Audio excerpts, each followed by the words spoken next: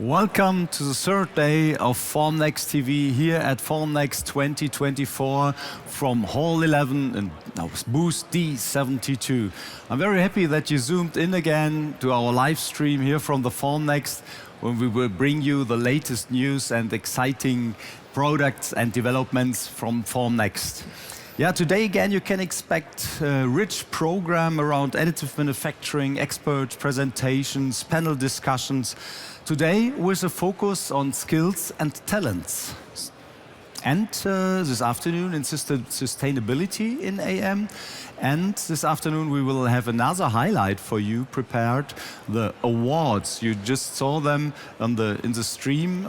There were a lot of nominees with very interesting topics.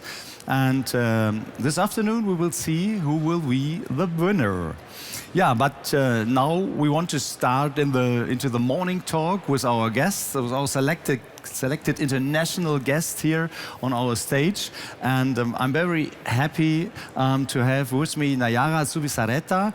She's industrial engineer and director of ADIMAT, the Spanish Association of Additive Manufacturing Technologies and 3D. Naiara, very good to have you here.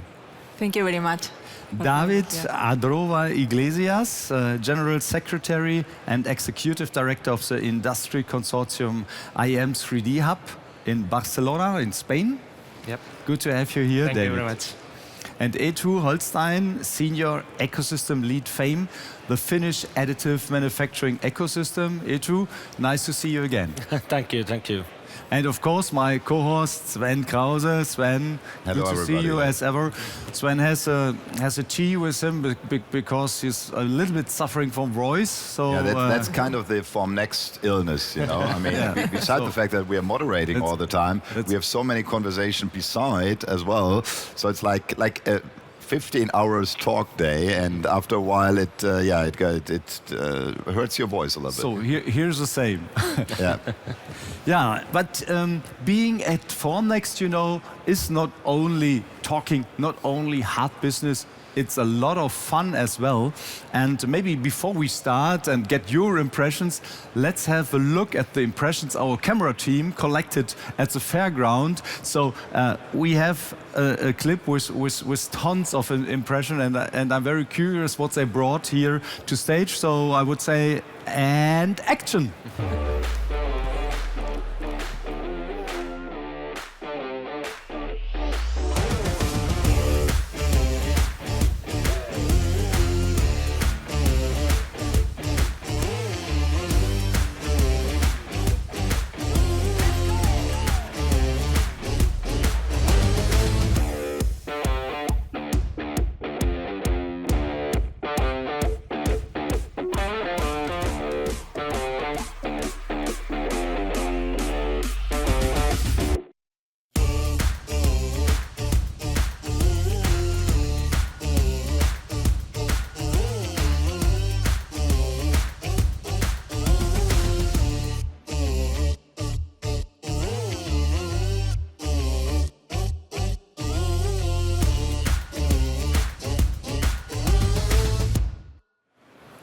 Wow, a wide collection of products and new stuff. Some old stuff we already know since years, but some were new as well. Naiara, what was your highlight these days? What did you bring in your vision with you?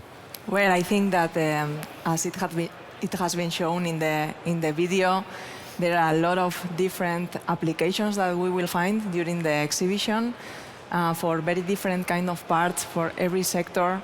Every technology is being highly specialized in one vertical, in one niche technology and sector.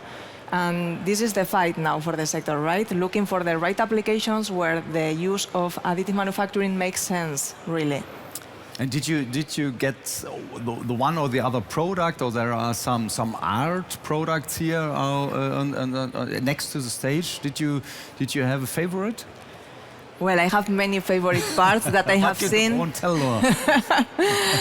Yeah, in our booth, for instance, we have a company bringing a new disruptive metal technology. Their name is Robalma, and they are able to produce big parts very, very fast. That's the disruptive aspect, the very fast production? Yeah, fast production of big metal parts. Okay. How big are they? What is the production volume? 600, 1 Okay. meter. I'm not sure, but quite big for the average. Too big to carry to the stage here. That's for sure, yeah. At least if it's in metal, that's...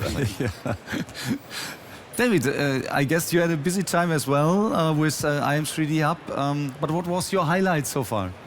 Well, usually in past Formext, what we see is always like a trendy application all around, an application that you can find mostly in a lot of booths. And this year, what we see is that there is really a variety of trends, a variety of applications that are some of them already known, and others that are starting to become more and more trendy. So our highlight is that from past editions, there's not just one trendy really application, but already many, which is a great news, and we love discovering many of them all around the halls and making our reviews on which applications we find in which materials, in which companies, in which technologies, and how this variety brings also diversity in the market. So the highlight, I would say, variety this year. What caught your eyes? There's always the one thing, you know. My eye caught the small kangaroo. Christoph Stücker had the small kangaroo here, and I want to have one of these. So that was my highlight. Okay. I would say that from my personal point of view, there's something that's always captivating me is like the Stratasys technology, where they print on textile. That's something that we've been seeing for many years ago already, but every year more and more there are more applications on that specific technology and materials that brings also very creative stuff on the table, and you can really get inspired on what the 3D printing technology can do, and in also not only technical applications but also in creativity applications. So that's one of my favorite. Okay. Eetu, did you have besides the socks from Formnext, did you have a very special experience here, or maybe it was a talk or some new partner or something? What was your highlight? Yeah, for me it's been I've been at our booth mainly. I haven't had time to go around that much, but we have met so many people, new connections, old faces. So my highlight has been that the discussions we've had with people.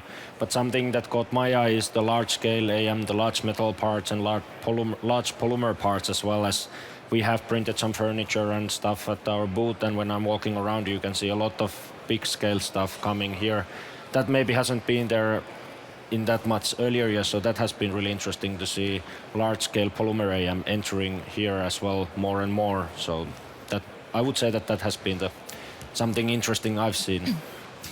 You also mentioned the variety of products, of industry sectors. Yesterday we had some facts and figures about the industry sectors on stage. I cannot recall them all, but from your personal perspective, which sector do you expect being the most growing one in the upcoming years? Where is the most fire in? Naiara? I would say maybe aerospace and defense sectors are working a lot in the last years on additive, and they are finding very interesting applications.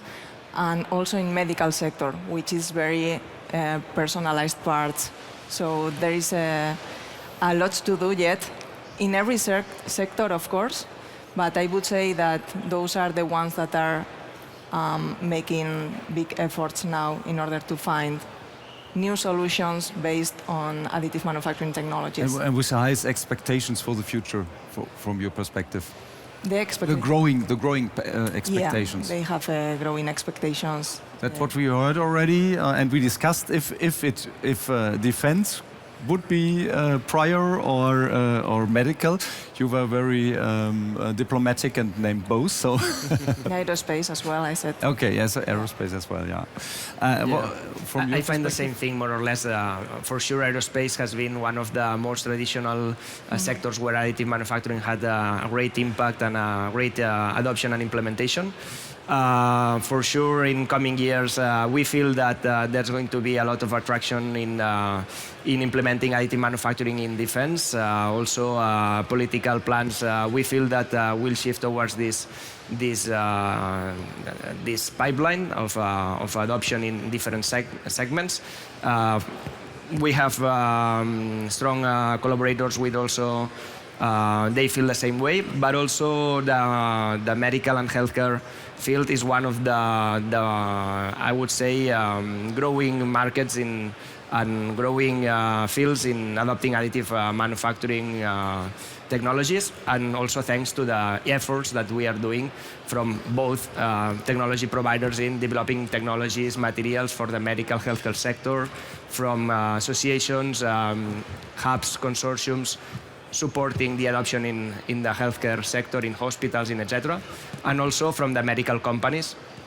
We've seen huge interest in visiting Formext, in being in Formext, and even exhibiting in Formext next year, because they see that this is also a growing market in that field, and they want also to be present in the first hand, and that's, I would say, both, as Naiara said, we can see that usually those are the most growing sectors nowadays, at least from the ecosystems that we know. From your perspective, the same? Yeah, defense, unfortunately, that in the world we are living now, so defense is putting a lot of effort and money in developing new capabilities to adapt AM. What we try to help is, of course, that companies can adapt AM more in like more traditional way, like from the machine builders and stuff. But yeah, defense, there is a lot happening at the moment. Sven? I didn't want to add something because we got that. So it's approved. It's military, aerospace, and dental or healthcare. This is the main topics. What I'm interested in, I mean, we have this one-time opportunity that we have the Finnish market here and we have the Spanish market here. You know, the thing is, I usually, when I talk to people, I get impressions from the US, from China, from Germany, of course, a lot, because I have a lot of German partners. So what would be interesting for me to get like an overview of Spain, what is the AM scene there, what are the focus topics you're talking about, how does collaboration work, and the same for the Finnish market, because we never have the opportunity to hear some insights from a specific market. I don't know, as we do ladies first, probably Naiara, probably you want to explain us what is Spain and AM about? Okay, in Spain, we have 105 members at the moment, so the ecosystem in Spain for additive manufacturing is quite strong. We have all the value chain more or less covered. We are a community that we cooperate a lot. From ADIMAT, we organize different events, B2B meetings between our members. We push innovation and cooperation between them. We organize also a trade show in Bilbao together with the Bilbao Exhibition Center every year. And our goal is to accelerate the implementation of additive manufacturing in industry. So we are talking about technology, about new developments. We are talking about the need of talent, about new people to join the sector, and with all the difficulties that we are having at the moment for that. We are talking about cooperation, we are talking about digitalization, robotics, implementation of AI in the additive manufacturing, so many topics. So it's really interesting what's going on now, but still a lot of work to do, because this is a niche technology. The market it's small in Spain, and we are working to raise awareness in industry and to show them what can they do with additive manufacturing technologies. We develop business cases together with our members and show them to other industries in order to give them ideas on how could they adopt the technology. So that's mainly what we are doing. But as David mentioned fashion already, and I hope this was not for purpose, in order to introduce Spain as the fashion country. So what is the one thing you would put Spain into as a focus in additive manufacturing? Like, I don't know.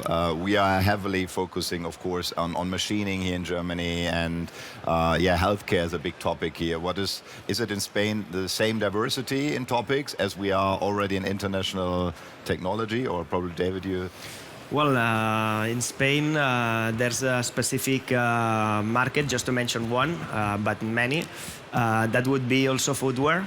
Footwear, we know we have a huge network of companies, of technology providers that are working on footwear applications.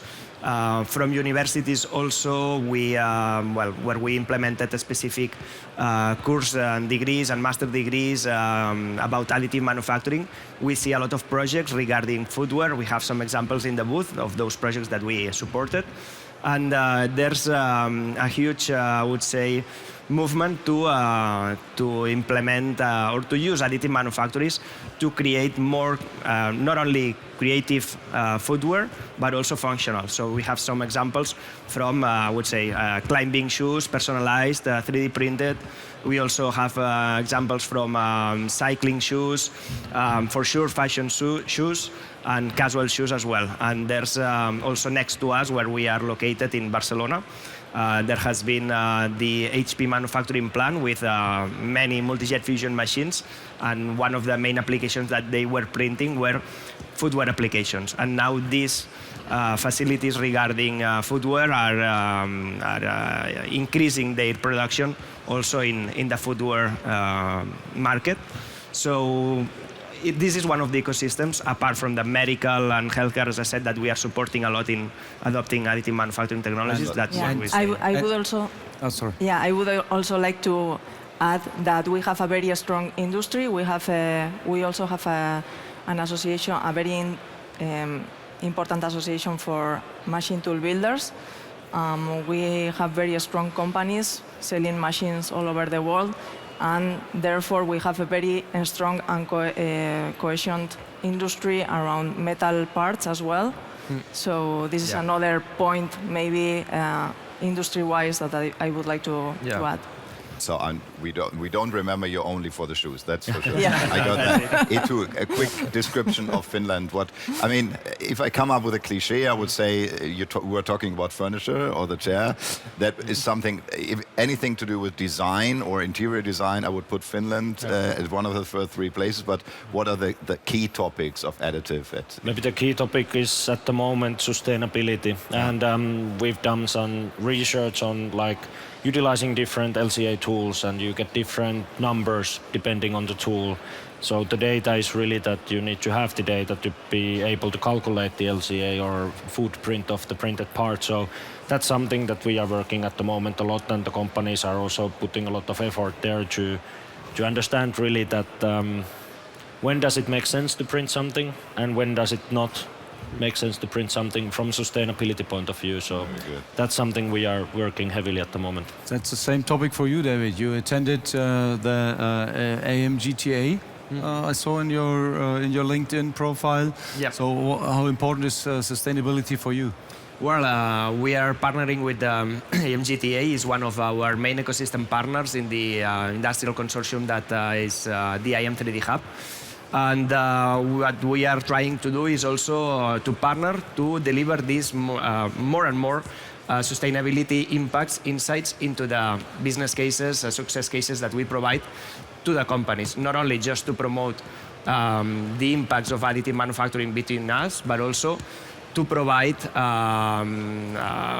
let's say, impacts or justifications for those leaders of the companies that are working with us, developing projects, so they would be able also to justify from another perspective also to their top management that additive manufacturing has even more benefits rather than cost reduction for sure in several applications, time reduction, or the typical additive manufacturing benefits.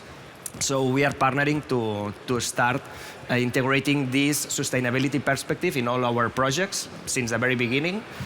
What we do, we need to collect from companies in order to do so.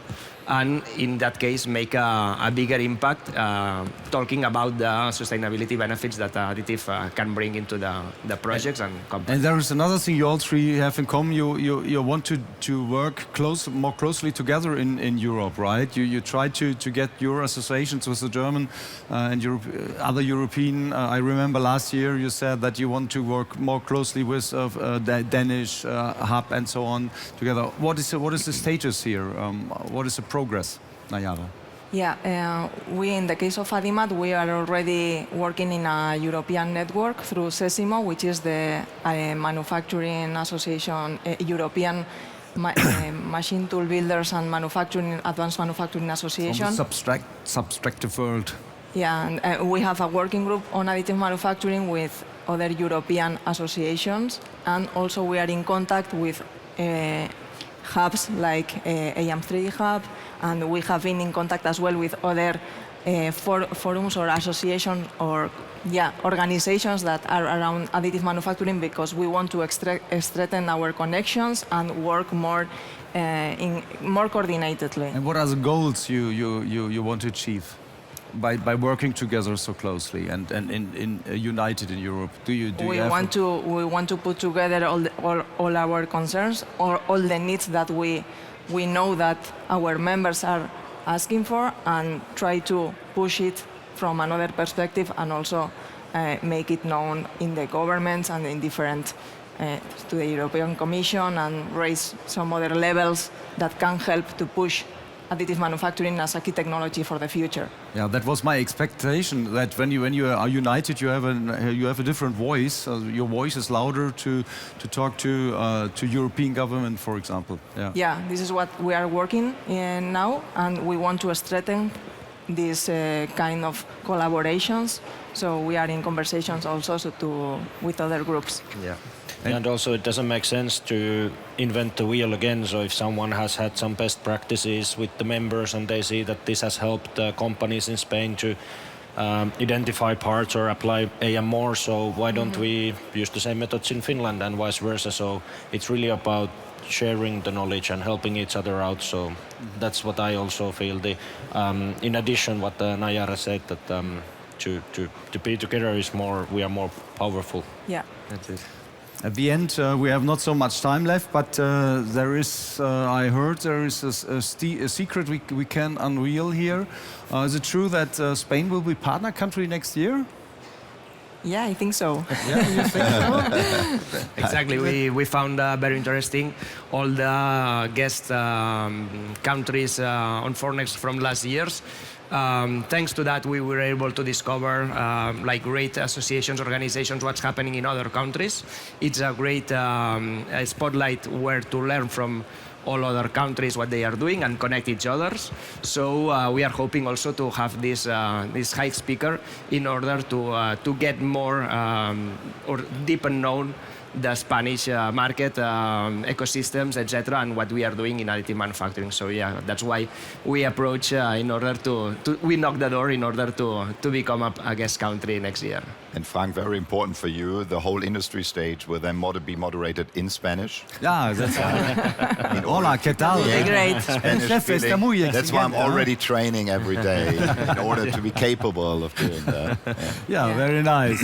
Great. Yeah, thank you very much. Now we have that in the world as well. I hope that will be a very successful rest fair for you here, and next year especially with Spain as partner country, coming from Scandinavia to Australia and back to Europe. Perfect. Thank you very much for having you. And thank you very much, dear audience, for visiting, for being with us, for watching us. And now we will continue after a short break with our next expert insights.